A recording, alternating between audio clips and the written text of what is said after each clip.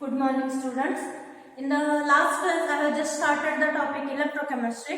In that, I have just covered what is the meaning of electrochemistry, why it is called as electrochemistry, then electricity, conductivity or Coulomb, Faraday, what is the meaning, then conductivity, based on the conductivity, what is the classification of materials, like that. Now, we are interested in the conductors class, so that now next class is classification of electrical conductors, and that is we can classify into two classes. First one is metallic conductors and second one is electrolytic conductors.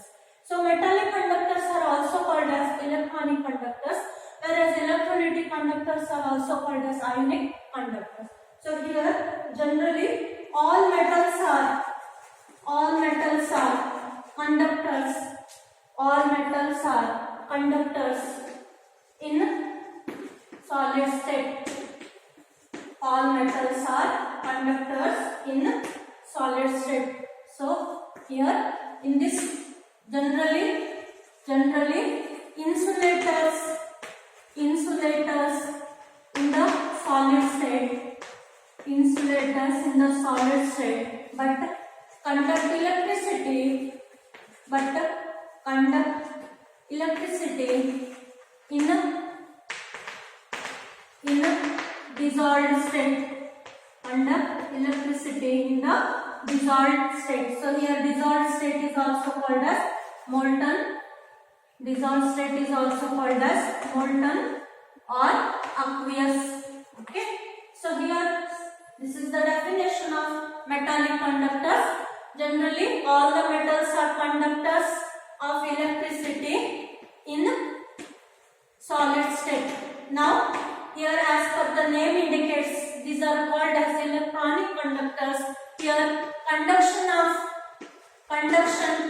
is due to the movement of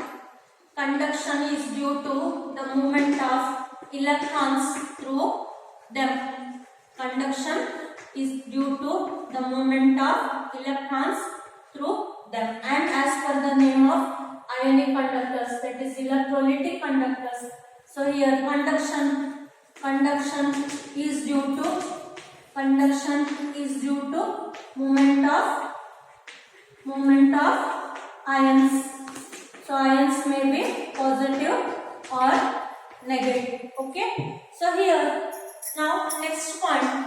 So as the electrons are the charge carriers, or electrons are the charge carriers, then here there is no mass transfer take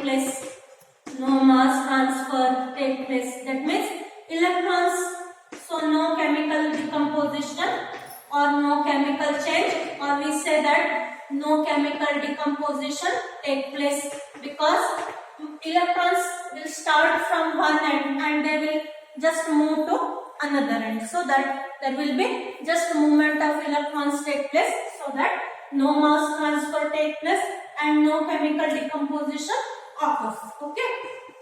The same points we can write in the electronic conductors, electrolytic conductors as there is mass transfer. Okay. And chemical decomposition of the substance. Chemical decomposition of the substance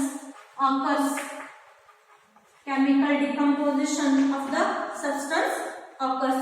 So what is the meaning of chemical decomposition? Say, I will take the example of NaCl. When NaCl is dissolved in water and electricity is applied to this solution, then here NaCl will be split into Na plus and Cl minus ions. Okay, aqueous ions. So that this Na plus is a cation, it moves to cathode.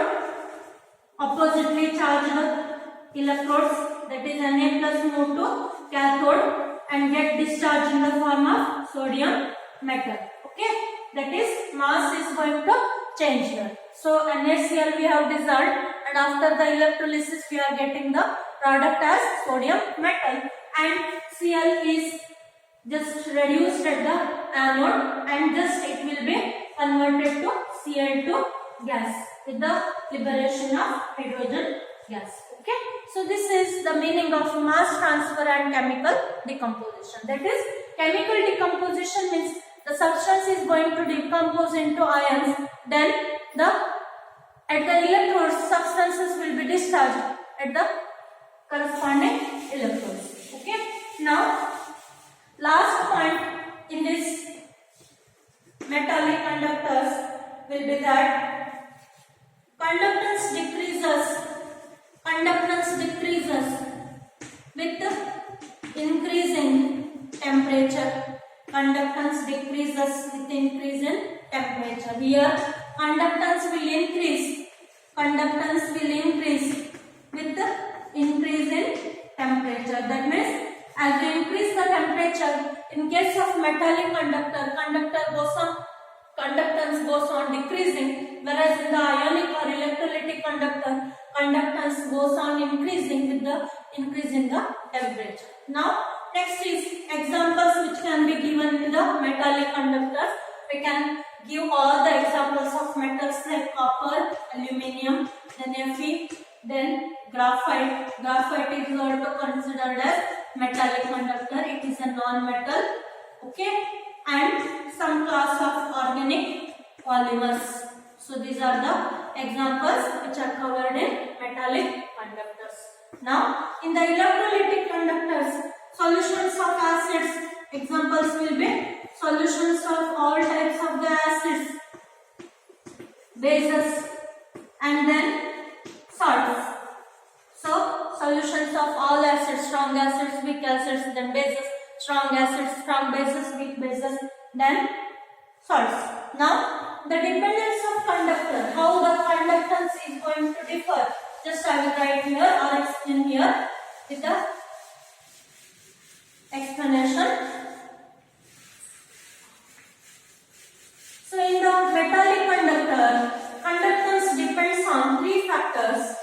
In the metallic conductor, conductance depends on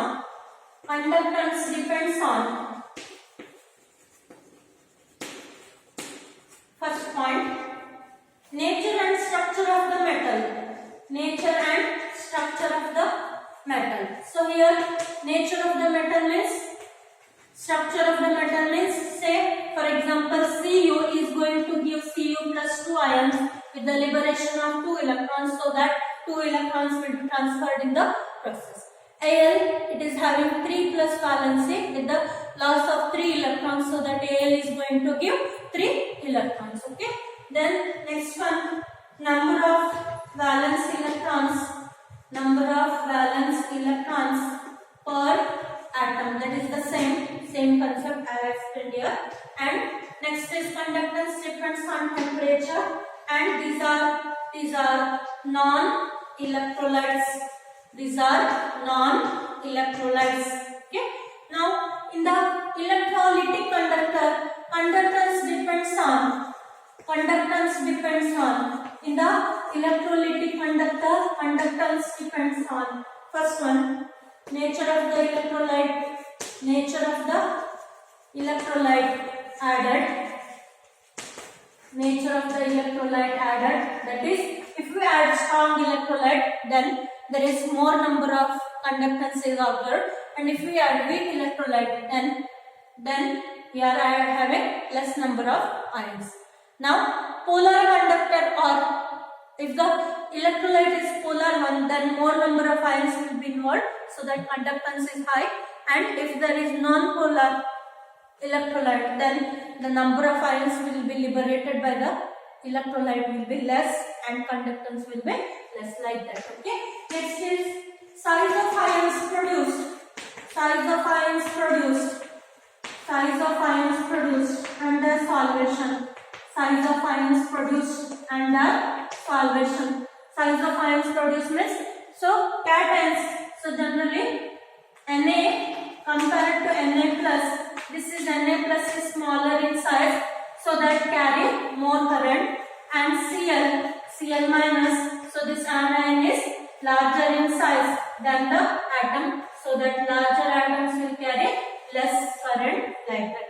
And the process of solvation. Solvation means interaction with water molecules present in the solution. Okay. Now next one, nature of solvent. Nature of solvent and its viscosity. Nature of solvent and its viscosity. So here in the nature of solvent and its viscosity, solvent, if it is polar solvent, then the solvent will be just dissociated into ions, so that for the solution more number of ions will be just covered or just produced in the solution, so that conductance will be higher. And viscosity, if the solution has less viscous or water and oil, if you compare water and oil, water is having less viscosity, so that movement will be faster. Oil is having more viscosity, more viscous, so that its movement will be less. So that the based on movement of solvent, the conductance is dependent. Okay. Next, concentration of electrolyte. Concentration of electrolyte, if it is more, then we can say that in case of stronger electrolytes or more strong electrolyte is present, then more number of ions will be produced and conductance is high. And if the concentration of the or dilute electrolyte is present, then the number of ions will be less, so that conductance will be less. Okay. Last quantity, it is depending on temperature, and these are generally considered as electrolytes. Okay. These are non-electrolytes and these are electrolytes. Now next word to be defined is electrolytic dissociation or ionization. Next word, that is fifth word. In the last class I have given you 4 words. So conductivity is the 4th word. 5th word is electrolytic dissociation. Electrolytic dissociation or ionization. Electrolytic dissociation or ionization. So what is the meaning of electrolytic dissociation or ionization? Let me clear here. So here, when an electrolyte is dissolved in water, it will dissociate into ions, that is positively and negatively charged ions, and the process is called as ionization or dissociation. And meaning is, when the electrolyte is dissolved in water, it will dissociate into ions, that is positively charged ions, that is cations, and negatively charged ions, that is anions, and the whole process is called electrolytic dissociation or ionization. Next word in this same, degree of dissociation, alpha. So here, degree of dissociation alpha is nothing but it is the extent to which the electrolyte is going to ionize. So that is fraction of total number of moles ionized. Fraction of total number of moles ionized. So this degree of dissociation is also called as extent of dissociation, and it is given by the letter alpha. So alpha is equal to number of moles ionized divided by total moles present in the solution. So one definition. Another definition, percentage of ionization divided by 100. Okay. So in order to calculate degree of dissociation, we are using the formula, that is alpha is equal to number of moles ionized divided by total number of moles in the solution, or percentage of ionization divided by 100. So here for electrolytes, now next is the classification of electrolytes. How the electrolytes are classified, let us see that one. So in the classification of electrolytes, that is degree of dissociation of all the electrolytes is not same. For some of the electrolytes, degree of dissociation is more, and for some one class of the electrolytes, the degree of dissociation is less. Okay. Now next part or next concept, based on degree of dissociation or extent of dissociation, based on extent of dissociation,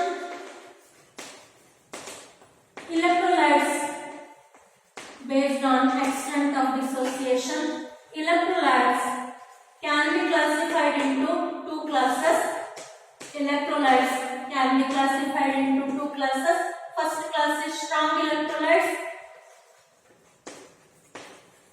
and second class is weak electrolytes.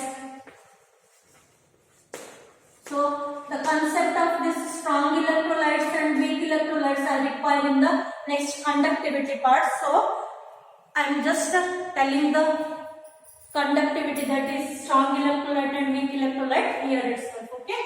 So I can explain here in the next part, but I will explain here itself. Now in the strong electrolyte, the definition of strong electrolyte: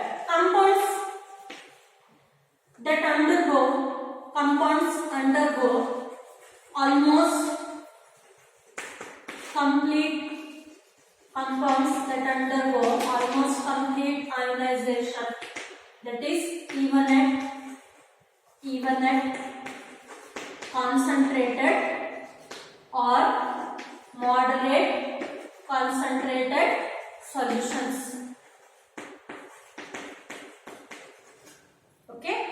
So strong electrolytes are the compounds that undergo almost complete ionization even at concentrated or in the moderated concentrated solutions. So here in the weak electrolytes, these undergo partial dissociation.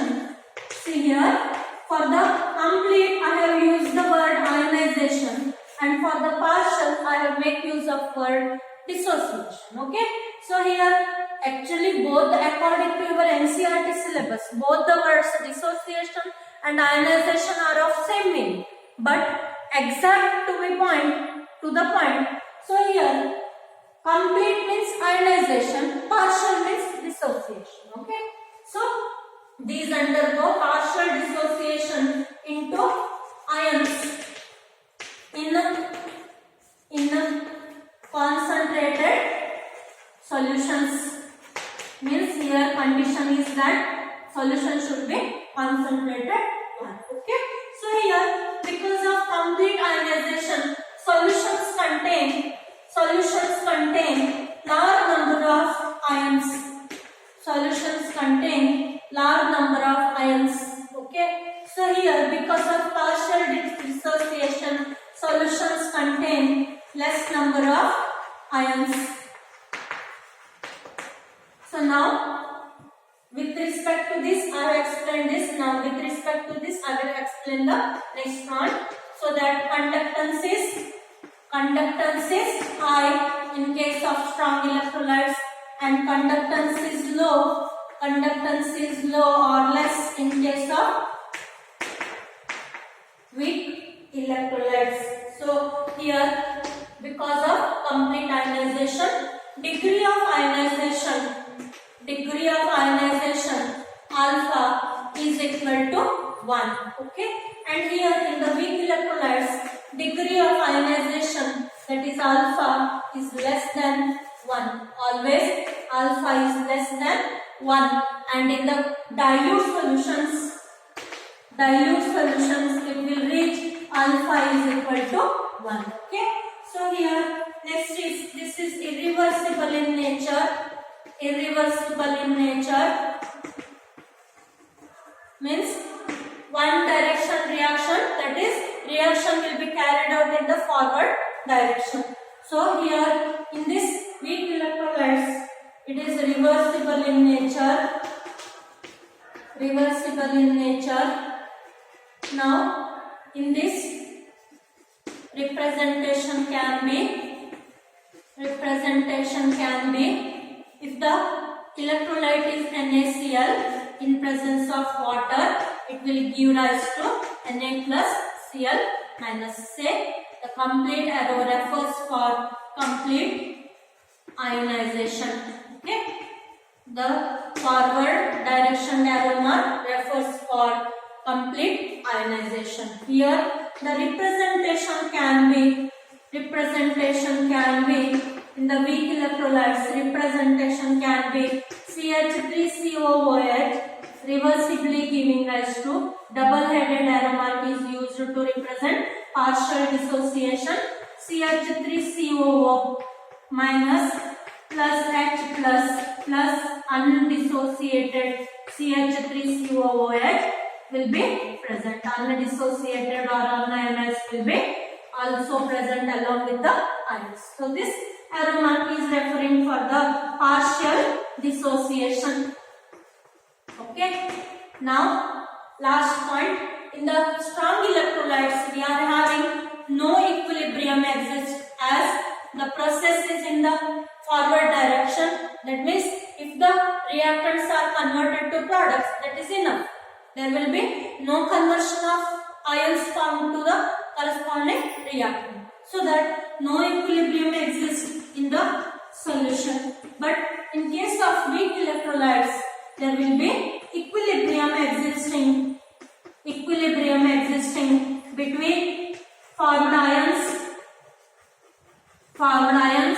and undissociated molecules. Okay, these are the points which are covered in strong and weak electrolytes.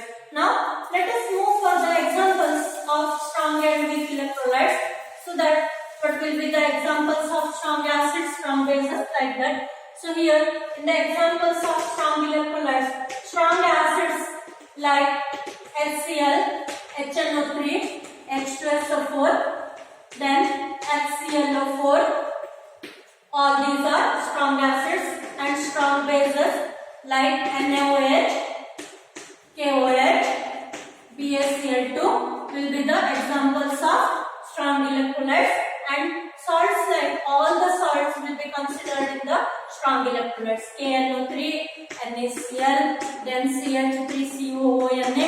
Like this we can list as so many number of salts in the as strong electrolytes. Now next part.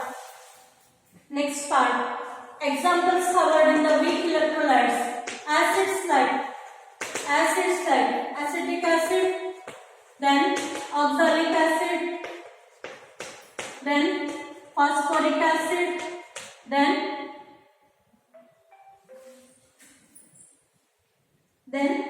carbonic acid, then HCN, hydrogen cyanide is the examples of acids which are considered in this one. Now bases like CaOH twice, NH4OH and LiOH are considered as examples of weak electrolytes. So now let us move for small part, then I will wind off my video.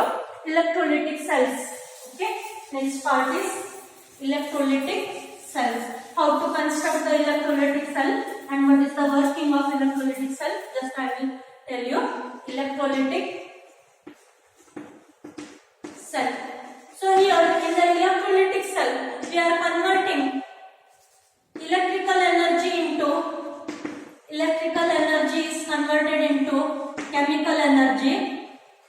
Electrical energy is converted into chemical energy with the help of external voltage applied across the cell. So that the setup is called as electrolytic cell, and here electrolytic cell will consist of two electrodes. Then the two electrodes are connected to battery connection, so that when the external voltage is applied here, the reactions are going to take place in the process. So example of electrolytic cell is copper electrolytic cell. So for the copper electrolytic cell, what you have to do?